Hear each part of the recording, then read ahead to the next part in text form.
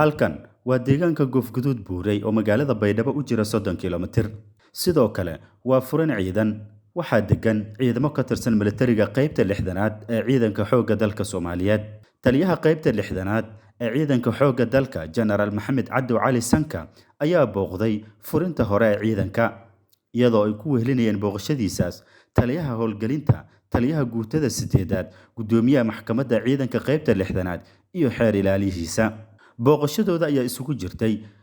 u diyaar garowga howlgalo ka dhana al-shabaab dhiirgelin loo sameeyay ciidanka qaybtan jooga dib u habeynta tirakoobka ciidanka iyo in ciidanka ay ka digtoonaadaan dhibaataynta shacabka. gudoomiyaha maxkamadda ciidanka qalabka sida ee qaybta 6aad gaashaanle sare aadan abuukar maxamed iyo xeer ilaaliyaha maxkamadda ayaa goob ay ku sugnaayeen ciidamo hadallo ka jeediyay. waysiin kala dardaarmay hubka iyo maaragtay dariiska la siinay ilaaliya Sacuudiinada hal dhaafay dishibliin xumada gabadha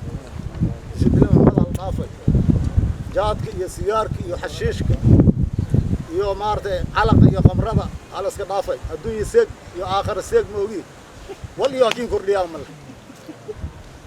$200 mishaar u qaadata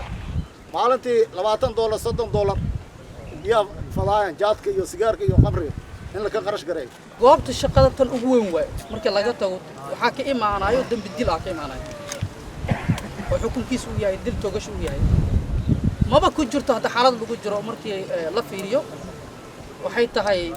xaalad dagaal lagu jira askari goobtiisa shaqada markii ka tago oo ka baxsado aydoon cidna ka warhaynin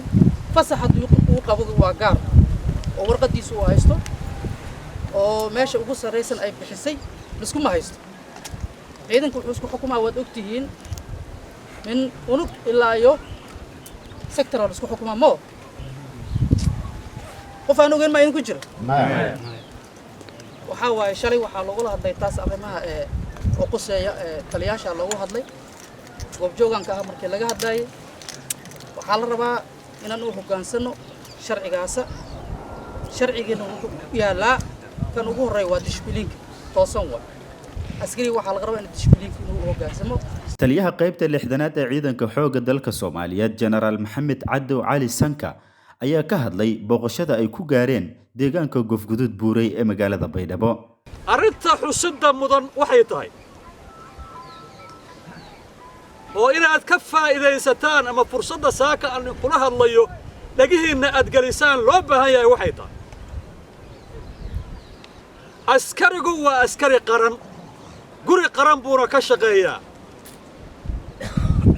qofka ku xisaabtamayo oo isleh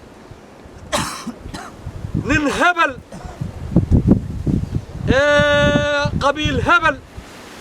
odayaal hebel baa kaa difaaci doona sharciga ama ku siin doona mushaar ama suuro gelin doona inaad xuquuq hesho ama inuu qof wax kuu sheego oo dantiisa uu kugu shaqaysto oo uu ku yidhaahdo aniga ayaa wax walba kuu dhammaynayo ee gurigayga ii joog aniga ayaa wax walba kuu dhammaynayo ee aniga ila joog aniga ayaa wax walba kuu dhammaynayo ee danta aniga aan leeyahay baad fulinaysaa waxaan idiin caddaynayaa arrinta ayada inaysan shaqaynayn. General Maxamed Cabdi Cali taliyaha qaybta 6aad ee ciidanka xoogga dalka Soomaaliyeed oo bilo ka hor qaybtan loo soo magacaabay ayaa wada booqashooyin kala duwan oo ku tagayo goobaha ay koonfur galbeed kaga sugan yihiin ciidamada qaybta 6aad. dhawaan waxa uu gaaray degmooyinka Xudur iyo Ceel Berde.